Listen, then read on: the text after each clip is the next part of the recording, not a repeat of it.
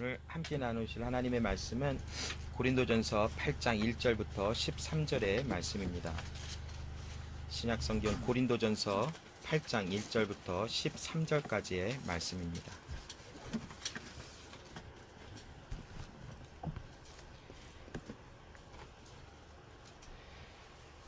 고린도전서 8장 1절부터 13절의 말씀을 제가 읽겠습니다. 우상의 제물에 대하여는 우리가 다 지식이 있는 줄을 아나 지식은 교만하게 하며 사랑은 덕을 세우나니 만일 누구든지 무엇을 아는 줄로 생각하면 아직도 마땅히 알 것을 알지 못하는 것이요 또 누구든지 하나님을 사랑하면 이 사람은 하나님의 아시는 바 되었느니라.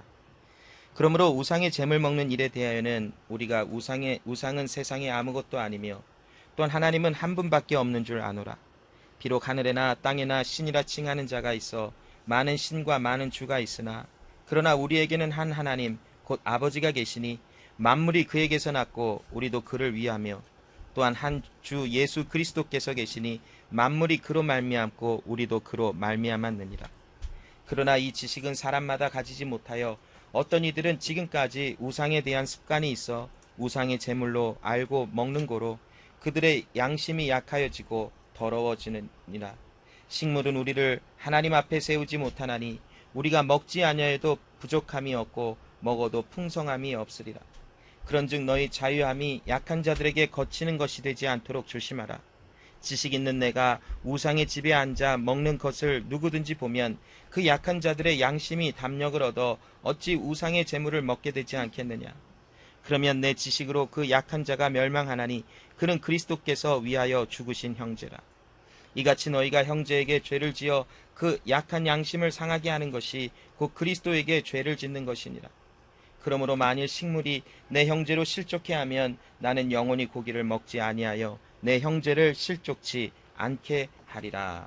아멘. 오늘 이 고린도전서 8장 1절부터 13절의 말씀을 보면 지식은 우리를 교만하게 하지만 사랑은 덕을 세운다라고 하는 말씀을 증거하고 있습니다. 과연 사랑과 지식의 상관관계는 무엇이며 또 이 오늘 본문에서 말씀하고 있는 지식과 사랑에 대한 정의가 과연 무엇입니까? 왜 지식은 사람을 교만하게 하지만 사랑은 덕을 세운다라고 사도 바울은 하나님의 말씀을 전하고 있을까요?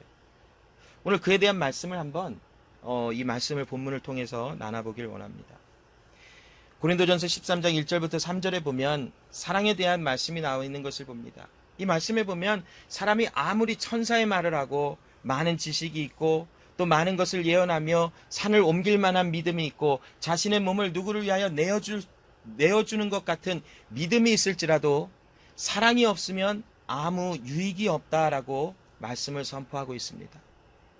자, 우리가 만일 이 사랑이 제외된 상태에서 나의 믿음이 있다 하고 또한 나는 모든 것을 예언할 수 있으며 나는 모든 것을 할 수 있는 자라고 생각한다면 그 마음은 잘못된 것일 수 있습니다. 왜냐하면 사랑이라는 것은 즉 하나님 자신, 하나님 본인이 우리와 함께 하심을 인하여 하나님이 허락하시는 많은 일들이 우리 가운데 일어나는 것이므로 또한 하나님이 함께 하시는 그 장소가 진정한 지식과 진정한 예언과 진정한 또한 믿음이 성립될 수밖에 없는 것입니다. 그런데 사랑이 없다라는 것은 즉 하나님이 거하시지 아니하는 상태에서 나는 무엇을 할 수 있다, 나는 이런 것을 하고 있다라고 종교적인 행위를 말할 수도 있을지 모릅니다. 그래서 오늘 고린도전서 13장 1절부터 3절의 말씀을 보면 사랑이 없이 우리가 하는 모든 것은 유익하지가 않다라고 말씀을 선포하고 있습니다. 요한일서 4장 16절에 보면 하나님이 우리를 사랑하시는 사랑을 우리가 알고 믿었노니 하나님은 사랑이시라. 사랑 안에 거하는 자는 하나님 안에 거하고 하나님도 그 안에 거하시느니라 라고 말씀합니다. 여러분, 우리 안에 사랑이 있다는 것은 결국 무엇이냐면 내 안에 하나님의 나라가 임하여 있기 때문에 주의 사랑의 흔적들이 남게 되어진다는 것입니다. 우리 마음 가운데 사랑의 흔적과 사랑의 향기와 사랑의 증거들이 없다면 그 사람은 하나님의 나라를 소유하지 못한 사람일 수 있어요. 하나님은 사랑이시라라고 말씀하시며 우리가 그 하나님을 알았다라는 것은 결국 내가 하나님을 알게 된 것보다는 그 하나님의 사랑 자체가 내 안에 거하셔서 그 하나님이 나를 아시는 바 되었다라고 말씀하시는 것이.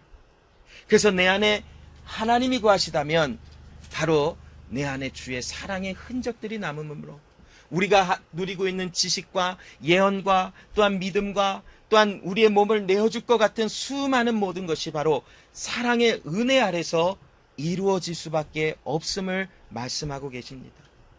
오늘 본문 1절에 보면 우상의 재물에 대하여는 우리가 다 지식이 있는 줄 아나 지식은 교만하게 하며 사랑은 덕을 세운다라고 말씀합니다. 여기 오늘 본문은 특별히 우상에게 드려진 재물을 먹는 것과 먹지 마는 것에 대한 그런 교회 안에 일어났던 문제에 대하여 다루고 있는 것을 봅니다. 여기 보면 사랑은 덕을 세운다라고 말씀합니다. 자, 과연 덕을 세우는 게 무엇일까요? 과연 덕을 세운다라는 우리가 수도 없이 성경 말씀을 통하여 덕을 세우다 또 덕을 세운다라는 말씀들을 나누고 있는데 과연 덕을 세운다라는 것은 어떤 의미를 내포하고 있는 것일까요? 여기 덕이라고 하는 이 말을 찾아보면 오이코도메오라고 하는 그 헬라어 말로 기록된 것을 봅니다. 오이코도메오라는 것은 집을 세우다라는 말이에요. 빌드업하다.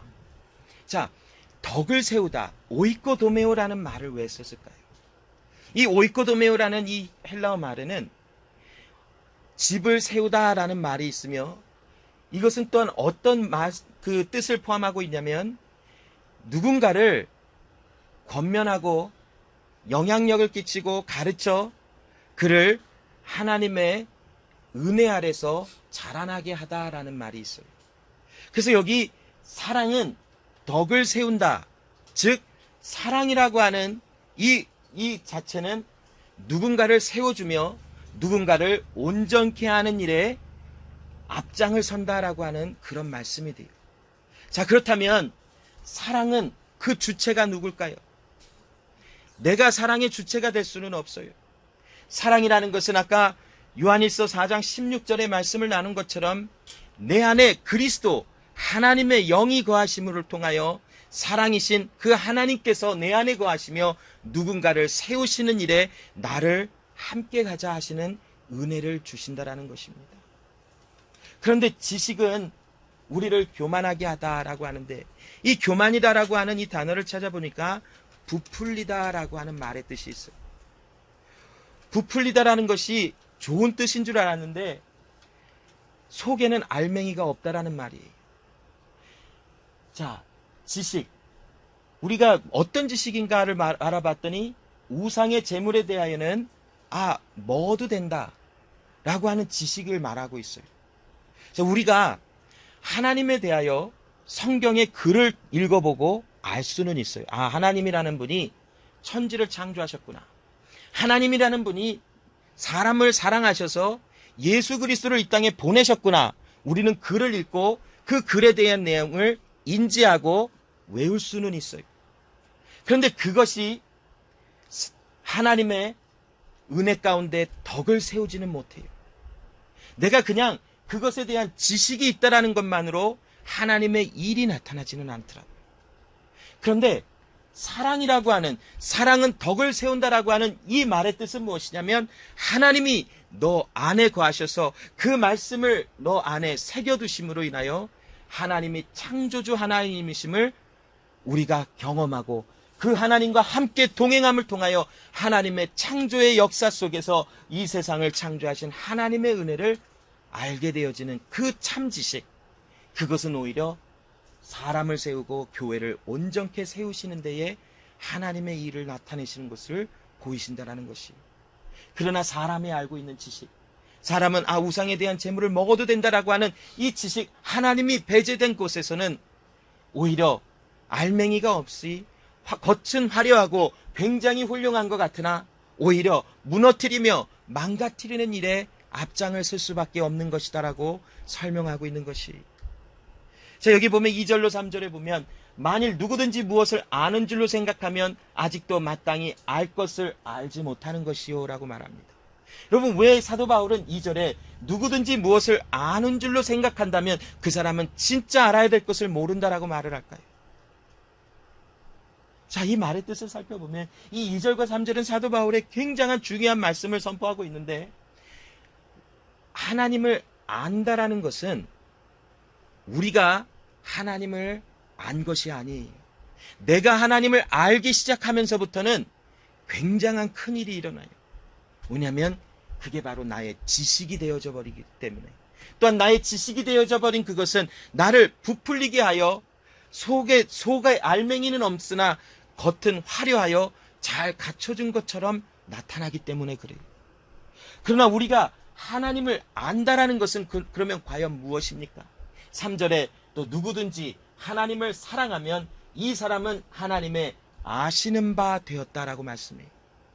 여러분, 우리가 하나님을 안다라는 것은 내가 하나님을 알아보아서 하나님을 알아진 것이 아니라 반대로 하나님이 나를 아셨다라는 것이, 이게 진정한 지식이요, 이게 진정한 하나님을 안다라고 하시는 하나님의 말씀을 통하여 우리에게 주시는 하나님의 말씀이. 디모데후서 2장 19절에 보면 그러나 하나님의 견고한 터는 섰으니 인침이 있어 일렀으되 주께서 자기 백성을 아신다 하며 또 주의 이름을 부르는 자마다 불의에서 떠날지어다 하였느니라 라는 말씀이 있어요. 여러분, 우리가 하나님을 안 것이 아니라 하나님께서 자기 백성을 아심을 통하여 우리 가운데 사랑이라고 하는 하나님 본인 자체가 우리 가운데 가득가득 채워지자 그 하나님을 알게 되어지는 은혜가 있게 되어지는 거예요. 그래서 우리가 하나님을 안다라는 것은 오늘 본문의 2절에 누구든지 무엇을 아는 줄로 생각하거든 너 스스로 하나님을 안다라고 하면 할수록 너는 정말 알아야 될 그 하나님을 모르는 자니라 라고 하는 것을 이야기하고 계세요. 우리가 하나님을 진정으로 안다면 우리 마음 가운데서는 하나님의 사랑의 모습이 반드시 품겨져 나올 수밖에 없다라는 것이, 요한일서 4장 10절로 11절에 사랑은 여기 있으니 우리가 하나님을 사랑한 것이 아니요 오직 하나님이 우리를 사랑하사 우리 죄를 위하여 화목제로 그 아들을 보내셨습니다.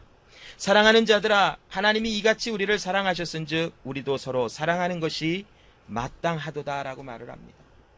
여러분, 우리가 서로를 사랑할 수 있게 되어진다는 것은 내가 하나님을 알아서 내가 하나님을 사랑하고 이웃을 사랑하게 되는 것이 아니라, 사랑하는 것이 아니라 하나님이 사랑이신즉 우리도 서로 사랑하는 것이 마땅하다라고 해요.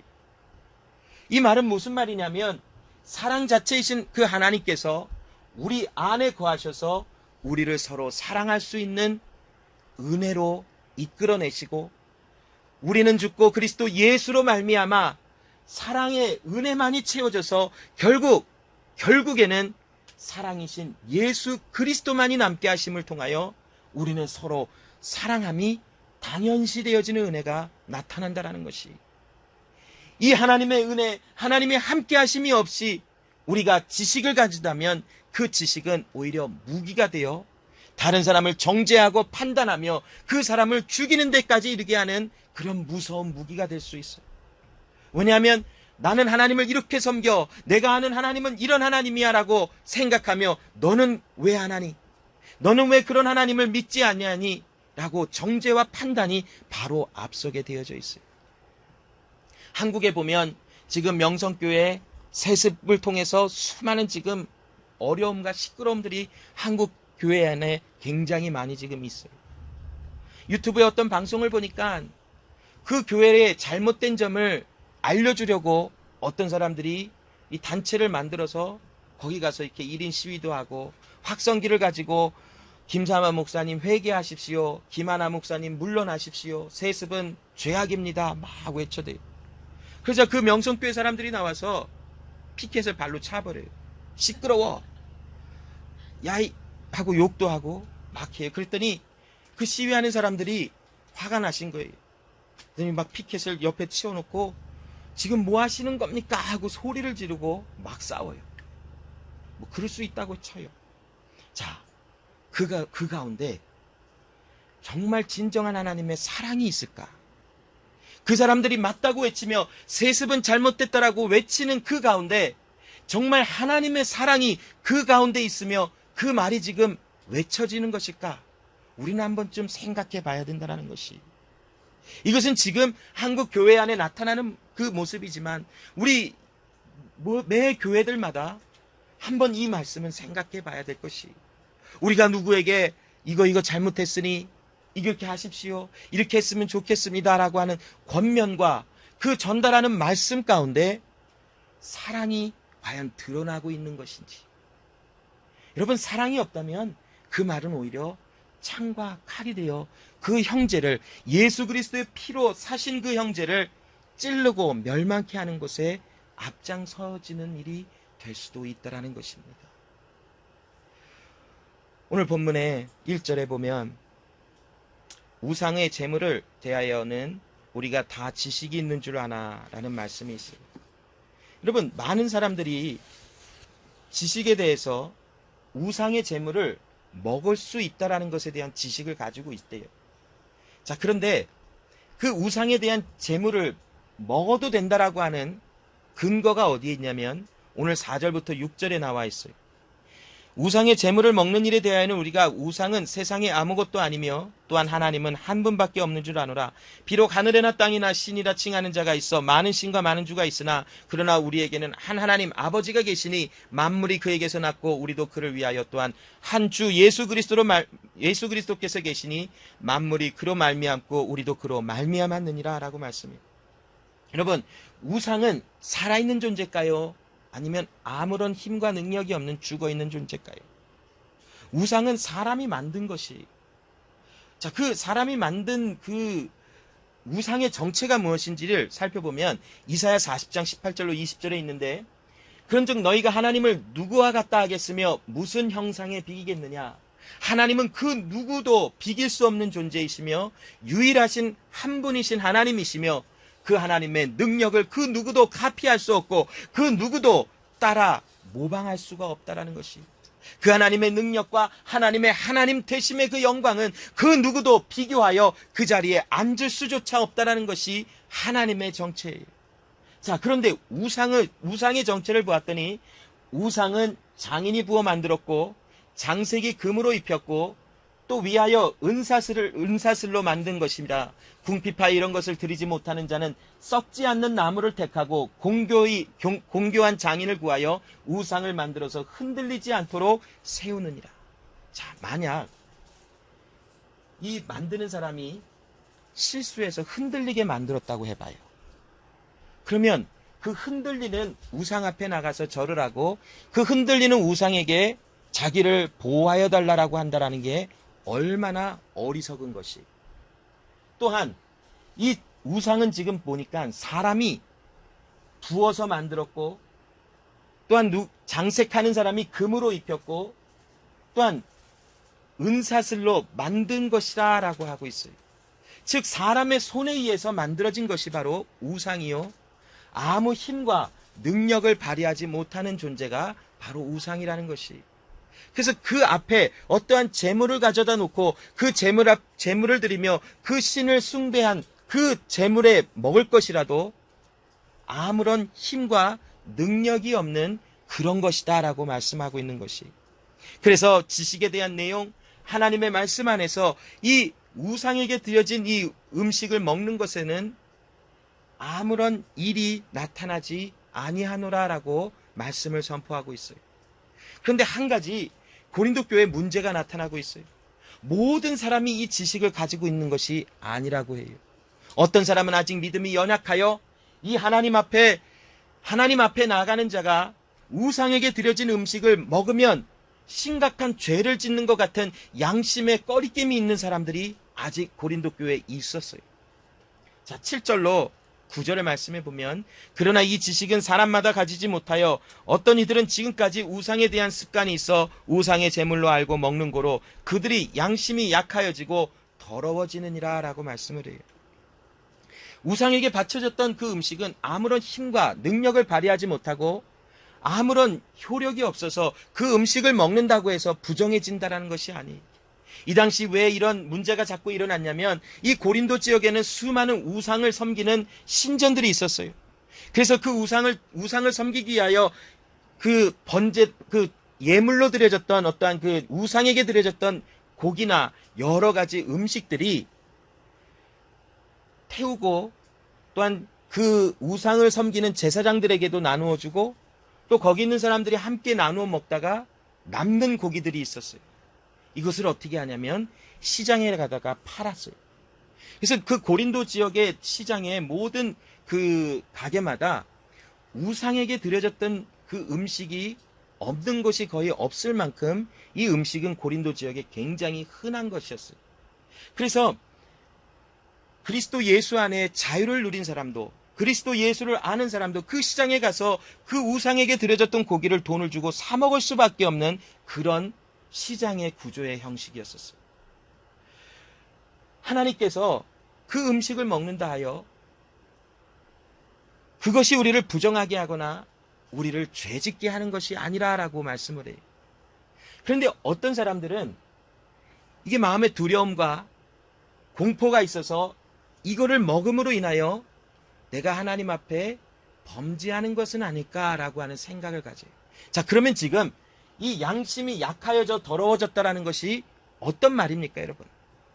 왜 지금 이 사람이 이 지금 우상에 대한 재물을 먹고 양심이 약하여져서 더러워진다라는 것이 왜 하나님 앞에 죄가 될까요?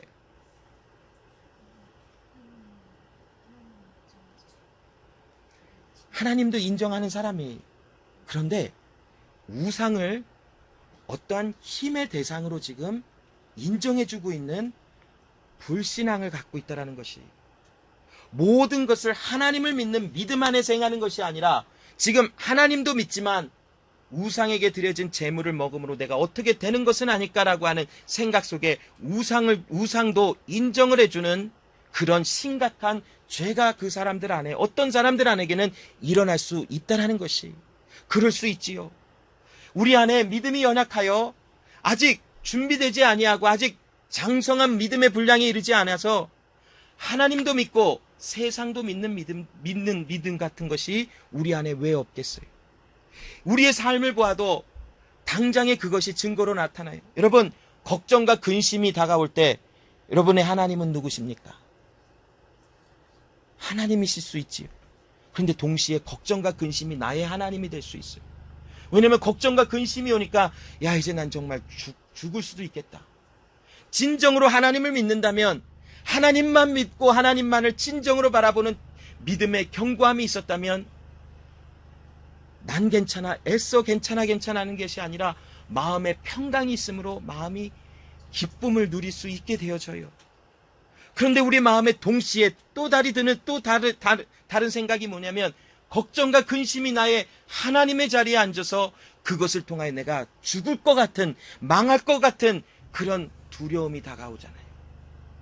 바로 고린도 교회 믿음이 연약한 자들에게 나타나고 있는 그런 현상이에요.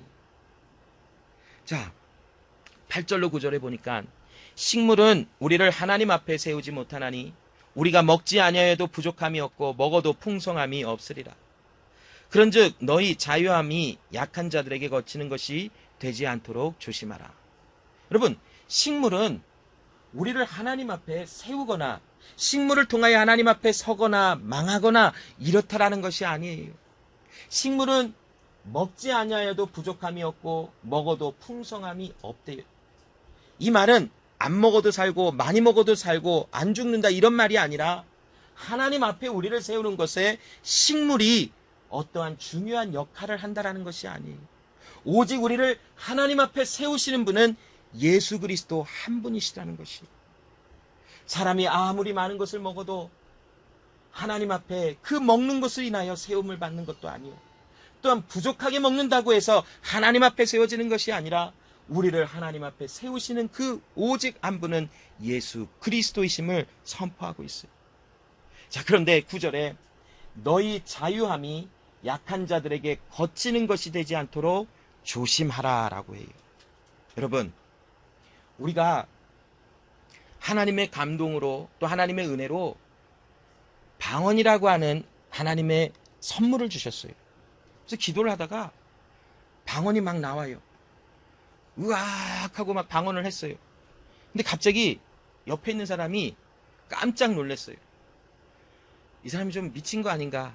이 사람이 좀 거부감이 일어난다 하고 좀 되게 부담이스러워서 살짝 밀려났어요. 근데 이분이 기도할 때 굉장히 자유로운 분이에요. 막 방언을 하면서 막 돌아다녀요. 막 돌아다니면서 여기서도 방언을 크게 하고 저기서도 하고, 굳이 이 사람이 간데 지금 그 옆에 가서 또 방언으로 기도한다고, 내가 널 위해서 기도해 줄게, 손을 잡고 방언으로 막 기도를 해줬어요. 근데 이 사람은 지금 이게 너무 무서운 거예요. 아, 이 사람이 귀신 들렸나? 아니면 이 사람이 제정신이 아닌가? 아, 막 무서우면서 더 이상 기도의 집중이나 하나님 앞에 나가지 못하고 마음이 흔들려서 마음이 시험에 들 수도 있는 일들이 있더라고요. 여기 보면 분명히 우상에게 드려진 음식을 먹는 것과 안 먹는 것이 하나님 앞에 나가는 것은 중요한 상황이 아니래요. 그 먹는 것, 안 먹는 것, 그것이 우리를 하나님 앞에 세우고 안 세우고 그 문제가 안 된대요. 그렇게 하나님은 우리를 자유케 하셨대요.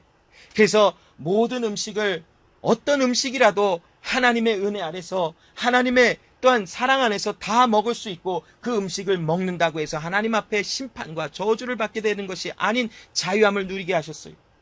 그런데 그 자유함이 약한 자들에게 어떤 경우에는 그들을 넘어뜨리는 일이 될 수도 있다라는 것을 설명해요. 자, 로마서 14장 15절에 보면, 만일 식물을 인하여 내 형제가 근심하게 되면 이는 내가 사랑으로 행치 아니함이라. 그리스도께서 대신하여 죽으신 형제를 내 식물로 많게 하지 말라라고 말씀을 해요. 자, 이 당시 이 마켓에 가서 고기를 살 때에 이게 우상에게 드려진 제물인지 아니면 그냥 깨끗한 음식인지 잘 구별하기가 힘이 들었어요. 그래서 그냥 자유를 얻은 사람이 가서 이거 돈을 주고 고기를 그냥 사서 와서 먹고 있어요. 근데 어떤 사람이 지나가다가 그 고기 어디서 샀어요? 저기 A라는 마켓에서 사가지고 와서 지금 우린 맛있게 해서 먹고 있어요. 그 고기 어제 우상에게 드려졌던 재물을 가져다가 거기 해갖고 그 고기 손질해서 판 건데 하고 이 사람은 부정 탈까봐, 내가 부정할까봐 거기서 이렇게 점점 떨어졌어요. 근데 여기서 지금 고기를 먹고 있는 사람이 쟤 뭐라고 그래? 그리고 그냥 그러거나 말거나 뭐 어쩌라고 그러면서 고기를 그냥 맛있게 먹어요. 난 배부르니까 됐어. 너는 뭐 알아서 해. 네가 그렇게 생각하든 말든 나랑 상관은 없어. 하고 그냥 밀쳐버렸어요. 이런 경우가 있을 때에 지금 이 믿음이 연약한 자가 실족할 수 있어요. 어떻게 하나님을 안다라고 하는 사람이, 어떻게 하나님을 믿는다라고 하는 사람이 우상에게 드려진 그 부정한 음식을 저렇게 먹고 자유하다 할 수 있을까? 뭔가 이상한 건 아닌가? 라고 하는 생각 속에, 자기의 생각과 자기의 그런 걱정과 근심 속에 한없이 깊은 구덩이로 빠져들어가 헤어나올 수 없는 것 같은 그런 넘어짐이 있을 수가 있어요. 그래서 사도 바울은 로마서 14장 15절에 만일 식물로 인하여 내 형제가 근심하게 되는 일이 있다면 너는 그것을 사랑으로 행한 것이 아니야 라고 말을 해요. 여러분, 우상에게 드려진 재물을 음식 먹는 거 아무렇지도 않아요. 예전에 우리 한국에 그 무당들이 굉장히 많았지요. 지금은 어쩐지 모르겠지만 거의 그 동네에서 무당으로 이렇게 봉사하시고 이렇게 하시는 분들이 가끔 그 동네마다 있으시더라고요. 거기서 뭐 굿스라고 하면 그 떡을 막 돌리면, 저희 집에도 그 시루떡인가요? 그게 오면 벌써 그 의심을 해요. 이 시루떡은 제사 드렸을 때 쓰는 건데, 그리고 저희 어머니도 이거 먹으면은 안 돼. 귀신 붙을 수 있어. 안 돼. 그래서 못 먹게 하고 약간 이런 것이 있었어요. 자, 그런데 그 음식은 우리를 아무렇게 어떻게 할 수 없는 것이에요. 그건 사실이에요. 그런데 어떤 사람이 믿음이 약하여 아직 그 하나님을 정말 그렇게 신뢰하지 못하고 하나님이 괜찮다 하시는 그 말씀이 아직도 그 마음속에 없기에 그 음식을 먹는 게 굉장히 불편하고 힘이 들어요. 그 형제가 그런 사람이 있다면 우리는 내가 지금 자유를 얻어 먹을 수 있다라는 그 자유로움 속에서도 절제할 수 있어야 돼요. 절제가 되어져서 내 지금 함께하는 내 형제가 내가 우상에게 드려진 음식을 먹음으로 인하여 근심하고 힘들어한다면 여기서 내가 중단해야 되겠구나 라고 하는 절제의 마음이 들어야만 한다는 것이, 그게 바로 하나님의 사랑이신 하나님과 함께하는 사람의 진정한 믿음의 여정의 길이에요. 그런데 너는 그러거나 말거나 나는 맛있게 먹으면 됐고 너가 그러거나 말거나 나만 믿음 안에서 잘 서 있으면 돼 라고 하는 그런 마음이 혹시 있다면 정말 하나님의 사랑의 은혜를 더욱더 경험하고 더욱더 체험을 받아야 할 부족함이 있다는 것입니다. 고린도전서 10장 23절로 24절에 모든 것이 가하나 모든 것이 유익한 것이 아니요 모든 것이 가하나 모든 것이 덕을 세우는 것이 아니니 누구든지 자기의 유익을 구치 말고 남의 유익을 구하라 라고 말씀을 합니다. 여러분, 남의 유익을 구하여 준다라는 것은 사람의 그냥 내추럴한 모습에서는 아예 그냥 0에 단 1도 없어요. 누구의 유익을 구해주는 것 같지만 완전히 극단적인 상황에 한번 처해봐요. 여기 나갈 수 없는 그 모든 것이 밀폐가 돼서 갇혔어요.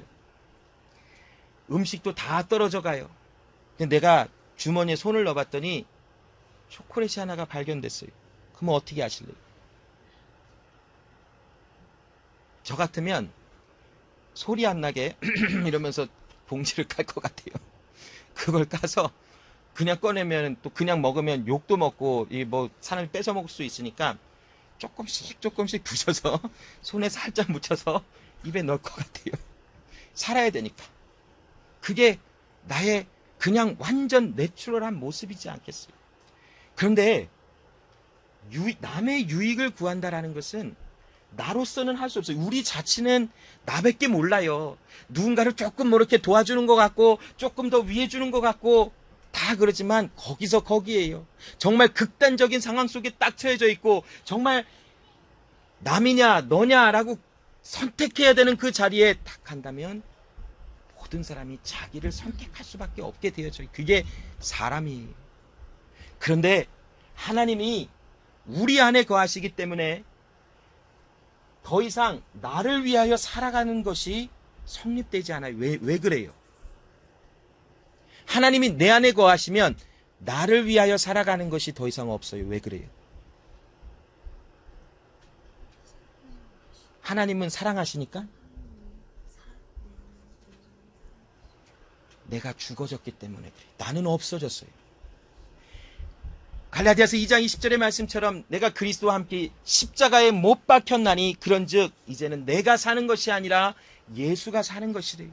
그래서 여러분, 하나님의 사랑이 있다면 더 이상 나를 위하여 살려고 해도 사라지지가 않게 되어지는 것이 정상이라는 것이 여러분. 하나님의 사랑이 채워지면 채워질수록 우리 안에 하나님의 사랑의 은혜를 경험해야 될 자를 찾아 나가게 되어져 있어요.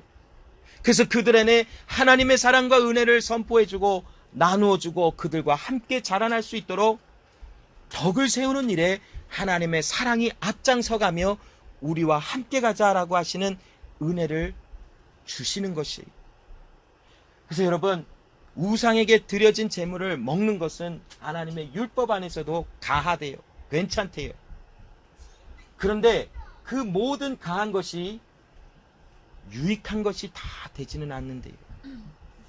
그리고 모든 것이 가나 모든 것에 세우는 일에 사용되어지는 것은 아닐 수 있대요. 그렇다면 여러분, 우상에게 제물에 드려졌던 그 음식을 먹는 것 자체가 나쁘다라는 것이 아니에요. 그것을 안 먹으려고 한다라는 거, 아니면 먹는다라는 거, 그게 나쁜 것이 아니라 때로는 어떤 사람이 그것을 보고 시험에 들어 실족하여 하나님을 의심하고 무너지는 일이 될 수도 있다라는 것을 이야기해줘요. 우리가 음식을 아무렇지도 않게 먹을 수 있다라는 것, 그런 자유를 누릴 수 있다라는 것은 굉장히 은혜예요. 이 고린도 교회 성도들의 모습 속에. 그러나 그 은혜로 받은 것이 때로는 어떤 사람에게 덕을 세우는 일에는 굉장히 부족함이 있을 수 있다라는 것을 오늘 말씀을 통해서 주고 있어요. 자, 오늘 본문 10절에서 12절을 보면 지식이 있는 내가 우상의 집에 앉아 먹는 것을 누구든지 보면 그 약한 자들의 양심이 담력을 얻어 어찌 우상의 재물을 먹게 되지 않겠느냐라고 말을 해요. 자, 이런 경우도 있어요. 10절에 보니까 어떤 사람이 지금 그 우상을 섬기는 어떤 신전 같아요. 거기에 앉아서 예수를 믿는 사람이 그 드려졌던 재물을 먹고 있어요. 근데 어떤 그 믿음의 형제가 지나가다가 딱 보니까 자기는 지금 그거를 먹어도 괜찮다라고 하는 자유를 지금 누리지 못하고 있어요. 그런데 그 사람이 먹고 있으니까 마음에 담력을 얻은 거예요. 그래서 그냥 가서 앉아서 그 음식을 먹었어요. 그런데 이게 먹으니까 정말 이게 아닌가 보다 라고 하는 마음에 양심이 계속 뭔가 걸리고 있어요. 그러면서 걱정과 근심 속에서 우상에게 드려졌던 재물을 먹음으로 우상의 어떠한 존재를 인정해버리는 그런 넘어짐이 나타날 수 있다는 것이.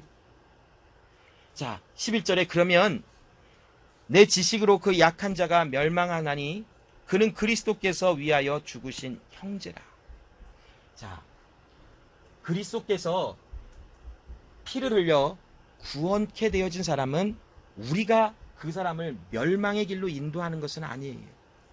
그러나 지금 이 11절의 말씀은 뭐냐면 그리스도께서 그 사람을 얼마나 사랑하시는지 그 사람을 위하여 자기의 몸을 다 내버리신 하나님의 아들의 사랑이 그 안에 있는데 너는 그를 업신여겨 그를 넘어뜨리게 하는 자라라고 하는 말씀이 실족하게 만든다라는 것이. 자, 12절에 이같이 너희가 형제에게 죄를 지어 그 약한 양심을 상하게 하는 것이 곧 그리스도에게 죄를 짓는 것이니라. 여러분, 왜 형제를 실족하게 하는 것이 그리스도에게 죄를 짓게 되는 것일까요? 왜 그런가요? 자, 우리 안에 예수가 살아계시면 그리스도 예수는 사랑이시라 사랑의 은혜로 남의 유익을 위하여 살아가게 하시는 것이 하나님의 행하시는 일이에요. 그런데 내 안에 지금 자아가 내 안에 또 다른 법이 살아있어 그 하나님의 법과 계속 싸우며 내가 내 양심에 나는 이 고기를 먹어도 돼 하며 먹다가 누구 형제가 나를 봐서 넘어질 것 같은데도 그러거나 말거나 한다라는 그 자체가 그 순간이 바로 하나님의 사랑의 은혜가 선포되지 아니하는 그 한순간이 될 수 있어요. 그래서 그 자가 하나님 앞에 죄를 짓게 되어지는 것이다라고 설명하고 있는 것이. 자, 고린도전서 10장 25절로 29절에 보면 무릇 시장에서 파는 것은 양심을 위하여 묻지 말고 먹으라. 이는 땅과 거기 충만한 것이 주의 것임이라. 불신자 중에 누가 너희를 청하매 너희가 가고자 하거든 너희 앞에 무엇이든지 차려놓은 것은 양심을 위하여 묻지 말고 먹으라. 누가 너희에게 이것이 재물이라 말하거든 알게 한 자와 및 양심을 위하여 먹지 말라. 내게 말한 양심은 너희의 것이 아니요 남의 것이니 어찌하여 내 자유가 남의 양심으로 말미암아 판단을 받으리요 라고 말씀이 기록되어 있습니다. 자, 여기 고린도전서 10장 25절로 29절에 우리가 이 고기를 먹어야 되는 건가 말아야 되는 것과 그런 걱정과 근심조차 우리에게는 불필요하다라는 것이. 그냥 하나님께서 주시는 이 세상의 모든 존재하는 먹을 것이라는 것은 하나님의 것이요 하나님께서 허락하신 것으로 먹을 수 있어요. 그래서 그냥 양심의 거리낌 없이 그냥 먹어도 돼요. 그 먹는 것을 인하여 내가 하나님의 나라에서 떨어지는 것일까 또 추방당하는 것일까 이런 이슈가 아니라는 것이. 그런데 여기 보니까 누군가 어느 정도까지냐면 너희를 불신하는 자가 너희를 청하여 그 집에 초대하여 차려놓은 음식을 주며 이것을 먹으라 했어요. 분명히 그 사람은 예수를 안 믿는 사람이기 때문에 우상에게 드려진 재물을 갖고 온 것 이 사람은 지금 알고 있어요.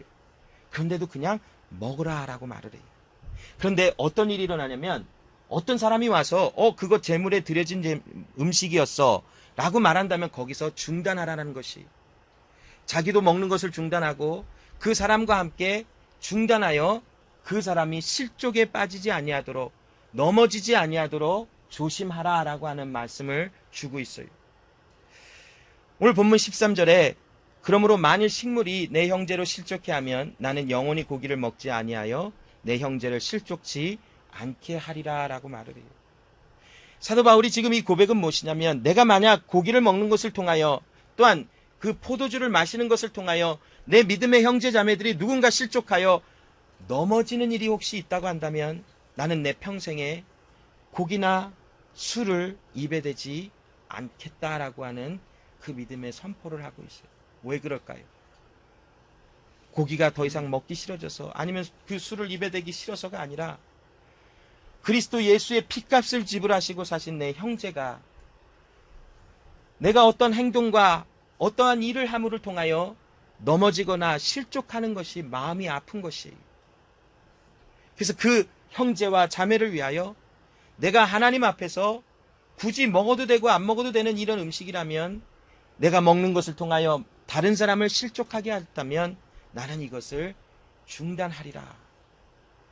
우상에게 드려진 제물이 먹으면 안 되기 때문에 중단하는 것이 아니라, 먹어도 되지만 하나님의 아들 예수의 피값을 지불하시고 사신 하나님의 자녀들이, 믿음의 형제들이 실족함을 인하여 나는 그것을 금하리라 라고 하는 사도 바울의 선포예요. 로마서 14장 17절로 21절에 사도 바울은 이것에 대해서 굉장히 중요한 하나님의 말씀을 선포하고 있어요. 하나님의 나라는 먹는 것과 마시는 것이 아니요 오직 성령 안에서 의와 평강과 희락이라. 이로써 그리스도를 섬기는 자는 하나님께 기뻐하심을 받으며 사람에게도 칭찬을 받느니라. 이러므로 우리가 화평의 일과 서로 덕을 세우는 일을 힘쓰나니 식물을 인하여 하나님의 사업을 무너지게 말라. 만물이 다 정하되 거리낌으로 먹는 사람에게는 악하니라.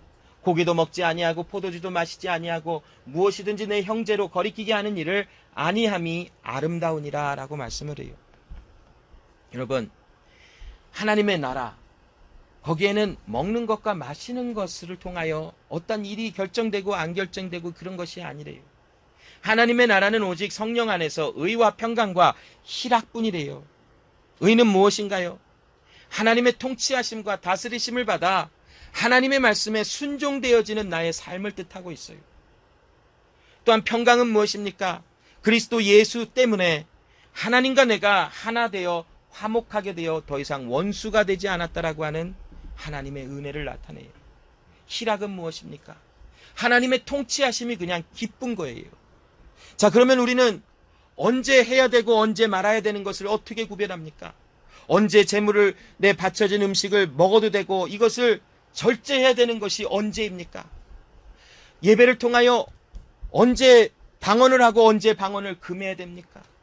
예배를 통하여 찬양하다가 은혜가 임해서 정말 일어서서 박수하며 춤을 추며 찬양하고 싶은데 언제 우리는 그렇게 해야 되고 언제 절제해야 됩니까? 또 하나님의 은혜 가운데 하나님이 기도하라 하셔서 큰 소리로 강력하게 기도하고 싶은데 또 언제 그것을 절제하고 다른 사람이 넘어지지 않도록 언제 조심해야 합니까? 우리는 몰라요. 우리가 그것을 어떻게 알 수 있어요? 언제 방언을 해야 되겠다. 하다가 좀 분위기 이상하니까 하지 말까? 그것도 아니더라고요. 그냥 계속 방언으로 큰 소리로 방언을 해서 기도해야 되겠다. 그런데 어떤 사람이 지금 마음이 불편한 사람들이 있을 수 있어요. 그러면 이 사람이 불편해하니까 방언은 절대로 하지 말아야 되겠다. 또 이것도 아니에요. 우리는 몰라요. 그때가 어느 선이 적당한 선인지, 어느 선이 지금 해야 될 때와 안 해야 될 때인지 우리는 안다라고 생각하지만 우리의 아는 그 지식은 오히려 우리를 교만하게 하고 교회와 우리를 무너뜨리는 일에 앞장서게 되어져 있어요. 그러나 여러분, 그것은 우리가 어떻게 하는가가 문제가 아니라 하나님의 나라에 달려있다는 것이, 여러분 하나님의 나라가 되셨습니까? 바로 하나님께서 우리가 하나님의 나라가 되게 하셨다면 그 의미는 무엇이냐면 나를 통치하시는 자가, 나를 다스리시는 자가 계시다라는 것이, 그게 바로 하나님의 의예요. 나를 다스리시고 나를 통치하시는 그 하나님께서 내 안에 사랑의 은혜로 가득 채워주셔서 내가 큰 소리로 기도할 때와 조용히 기도할 때와 우상의 제물을 먹을 때와 절제할 때와 또한 큰 소리로 찬양할 때와 작은 소리로 찬양할 때와 또한 큰 소리로 기도할 때와 작은 소리로 기도할 때를 분별하게 하시는 이가 하나님이세요. 하나님은 우리의 마음과 심령과 우리의 생각을 점점 더 하나님의 생각에 예민하게 만들어주세요. 그래서 하나님의 뜻이, 하나님의 사랑이 지금 이 가운데 의와 평안과 희락의 은혜가 있는지를 살펴보고 알게 해주세요. 여러분, 하나님의 은혜 아래서 옳은 일을 주장할 수 있어요. 그런데 내가 옳다고 하는 그 주장함이 많은 사람들을 상처를 주고 교회와 공동체를 부서뜨리는 일들을 한다면 우리는 생각해 봐야 돼요. 내 안에 있는 지식인지 내 안에 있는 사랑이 그러고 있는지 우리는 잠시 중단하여 살펴볼 수 있는 하나님의 은혜를 구하는 자들이 되어야 될 것이에요. 우리의 맞다라고 생각하는 것이 맞아요. 그렇게 해야 돼요. 그런데 맞다라고 생각하는 그것이 어느 순간에는 유익을 주지 못하는 일들로 결과가 나와질 수 있어요. 하나님께서는 우리에게 뭐라 하십니까? 너는 하나님의 나라가 된 자들이라. 너에게는 하나님의 의와 평강과 희락이 있는 자라. 이제는 너의 지식에서 너의 마음대로 너의 원대로 하는 것이 아니요 하나님의 사랑이 너희를 하나 되게 하시며 너희를 하나님의 나라가 된 하나님의 사람들로 불러 하나님의 나라로서 드러내시며 세우시고 온전케 하시는 덕을 세우시는 하나님의 은혜를 따라 의와 화평과 희락이 넘치게 하여 모든 것이 하나님의 율법 안에 오르나 그것이 절제가 되기도 하시고 때로는 그것을 또 강력하게 부어주실 때도 있지만 하나님이 중단하라 하실 때도 있는 것을 알라라고 주시는 말씀인 것입니다. 여러분, 오늘날 우리 교회 안에서 교회 안에 옳다라고 하는 여러 가지 주장들이 있어요. 교회 안에 보면 막 여러 그룹들이 나눠져 있어요. 이쪽에서 근데 말 들어보면 다 맞아요. 다 그렇게 해야 되지요. 이 사람의 의견 들어보면 맛 훌륭하십니다. 이 사람 말씀 들어보면 아이고 훌륭하십니다. 다 맞아요. 그런데 한 곳에 모여놓으니까 다 안 맞아요. 나만 맞고 너는 다 틀렸대요. 지식은 굉장히 부풀려서 겉은 화려하고 완성되어졌고 온전한 것처럼 보여져요. 여러분 보고 아시죠? 공격이 오면 어떻게 해요? 별로 조그마고 별로 크지도 않은데 온 힘을 다하여 자기를 부풀려서 자기를 되게 큰 존재로 만들려고 하는 애를 쓰잖아요. 아마 지식은 아마 그런 모습이지 않을까 한번 생각을 해봅니다. 근데 여러분, 하나님 사랑, 하나님은 우리 안에 오이코 도메오를 하신대요. 세우신대요. 하나님의 집을 세우신대요. 우리 안에. 그래서 우리의 집이 세워지는 사람들마다 또 다른 사람들에게 유익을 끼치며 그 사람들을 하나님의 집으로 세워지는 일에 우리와 함께 가시는 하나님을 보이시고 나타내 주신대요. 그래서 여러분, 교회 안에서 우리가 맞다라고 주장하는 여러 가지 생각들 속에 모든 것이 가할 수 있어요. 모든 것이 가능해요. 그런데 이것이 정말 하나님의 나라가 있음이 나타나는 증거들의 결과가 있는지, 즉 사랑의 흔적들이 남는지를 우리는 살펴볼 수 있도록 하나님이 조심하는 자들이 되도록 만들어 주셨어요. 그래서 우리를 할 수 있는 자들로 만들어 주셔서 지금 당장에는 내 의견과 내가 맞다라고 하는 것이 중단이 되어지는 일이 나타날 때 화가 날 수 있고 분노가 날 수 있어요. 그러나 하나님께서 그곳에서 사랑으로 덕을 세우심이 하나님의 행하심이 있는 것을 보여주시게 만들어준 자들이 되었으니 그 하나님의 행하시는 그 일을 보게 되어질 것이고 그 하나님의 영광과 그 하나님의 행하심을 감사를 드릴 수밖에 없는 그런 사람들이 되어졌음을 하나님의 말씀을 통하여 우리에게 선포해 주시는 것입니다. 어제 우연한 기회에 우리 제임스와 승리를 만나서 밤에 맥도날드 가서 걔네만 먹고 저는 그냥 커피만 마셨어요. 배가 조금 고프긴 고팠는데 그냥 뭐 먹고 저는 이제 절제를 해야 돼서 좀 참았어요. 거기서 그 아이들에게 너희들 교회 제대로 나오고 똑바로 해라. 마음에는 이게 벌써 이렇게 올라오지요. 너희들 거기서 하면 큰일 난다. 근데 딱 봐도 얘네가 그 말을 했을 때 받아들일 것 같지 않아요. 그래서 조금 참았어요. 그래서 결국 제가 그래도 했던 말은 성경 좀 읽어라. 이 말을 해줬어요. 근데 그 짧은 시간 속에 뭐 길지는 않았어요. 그런데 그 시간 속에 얘네들에게 해줄 수 있는 게 뭘까? 하나님께서 주시는 말씀 속에 이 아이들에게 복음을 전해주고 말씀을 전해주는 것이 맞지만 지금 내가 이 아이들에게 할 수 있는 게 뭘까? 이 아이들에게 지금 복음을 증거하고 말씀을 증거할 때 그게 과연 이 아이들이 지금 받아들일 수 있는 것일까? 어쩌면 그거는 내 힘과 내 능력 밖의 일일 것이 그 아이들이 받아들이고 안 받아들이는 거는. 그 마음속에 그 순간에 하나님이 저에게 감동을 주셨던 게 뭐냐면 이 아이들을 가슴으로 품어라 라는 마음을 주시는 거예요. 정말 사랑으로 품어라. 그리하여 이 아이들에게 무언가를 가르치려고 하는 것이 아니라 이 아이들에게 너 안에 하나님의 사랑이 있음을 본을 보이라 라는 마음을 굉장히 많이 주시더라고요. 되게 하나님 앞에 그 순간 애통해 했어요. 그러지 못하는 나를 발견하잖아요. 다른 일이 바쁘다. 또 다른 일 더 중요한 일이 있다. 이 아들은 좀 힘든 아이다. 어려울 수도 있다. 걱정과 근심이 먼저 다가올 수도 있고 또 두려움이 다가올 수 있고. 그런데 하나님은 그 상황 속에서 사랑이라.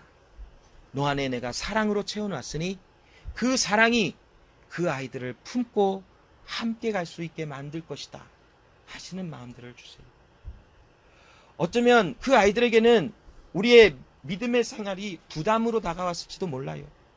말씀 길게 하지요. 찬양 한국말만 하지요. 말씀도 한국말만 전하지요. 또 보면은 눈빛은 말은 그렇게 안 하는데 눈빛은 좀 똑바로 살아라. 자꾸 눈빛이 오지요. 얼마나 부담스러웠겠어요. 그 가운데 하나님은 사랑이 정답이라는 말씀을 계속해서 마음에 두드리시더라고요. 여러분, 우리 이티스 제자교회 안에는 하나님의 역사와 하나님의 함께하심이 있습니다.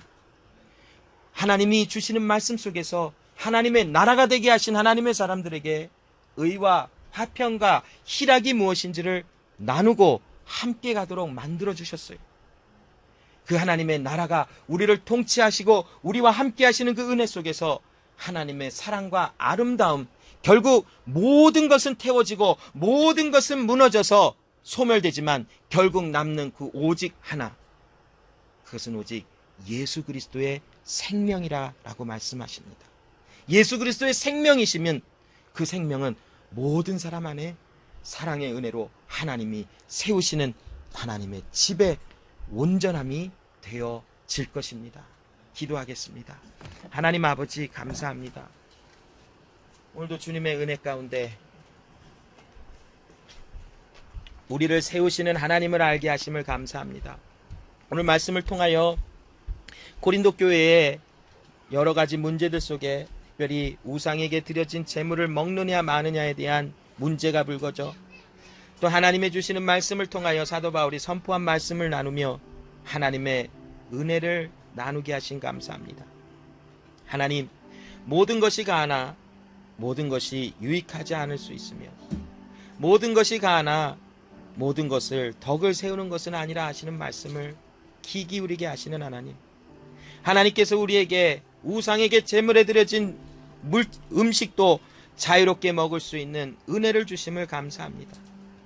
그러함으로 우리는 하나님 한 분 위에 그 어떤 신이나 어떤 존재를 섬기거나 예배하는 자들이 되지 않게 하심을 감사합니다. 이 자유를 누리게 하신 하나님께 너무나 감사합니다. 우리에게 하나님의 믿음 안에서 살아가게 하신 이 은혜 속에서 살아가다가 아직 이런 하나님의 은혜를 경험하지 못한 사람들이 함께 갈 때에 하나님 우리로 알게 하시는 하나님, 하나님께서 우리를 아심으로 그 사랑으로 함께 하심을 통하여 이제는 내가 절제하고 내가 중단하는 것이 아니라 내 안에 거하시는 하나님의 생명, 그 예수님의 은혜가 나의 하는 모든 것을 절제하게 하시며 또한 참고 인내하게 하시는 하나님의 행하심이 나타나도록 도와주시옵소서. 우리는 연약하여 알 수 없는 그것을 하나님께서는 행하시며 하시는 하나님이시오니 주여 그 일을 행하시는 야훼를 기뻐하며 즐거워하는 우리 모두가 되게 하여 주시옵소서. 또한 하나님, 이투스 제자교회가 하나님의 나라가 되게 하셨으니 오직 하나님의 나라는 성령 안에서 의와 평강과 희락이니라 라고 말씀하신 이 하나님의 은혜가 이 교회 안에 더욱더 넘쳐날 수 있도록 하나님 역사하여 주시옵소서. 감사드리며 예수님의 이름으로 기도합니다. 아멘.